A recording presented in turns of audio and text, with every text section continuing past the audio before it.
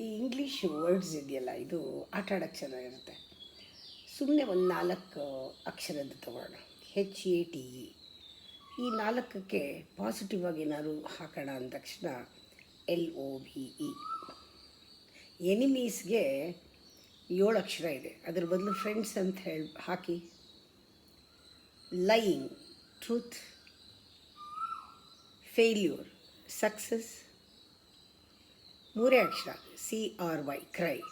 JOY, joy. Negativity 10 ಅಕ್ಷರ positivity. ಈ ಥರ ನಾವು ಆಟ ಆಡ್ತಾಯಿದ್ರೆ ನಮ್ಮ ಭಾವನೆಗಳು, ನಮ್ಮಲ್ಲಿರುವಂಥ ನೆಗೆಟಿವಿಟಿ ಹೊರಡೋಗುತ್ತೆ, ಪಾಸಿಟಿವಿಟಿ ಬೇರೆ 10 ಅಕ್ಷರ ಆಗೋದು. ಈ ಥರ ಎಷ್ಟೋ ಆಟ ಆಡ್ತಾಯಿದ್ರೆ ಶಾಂತವಾಗಿರುತ್ತೆ.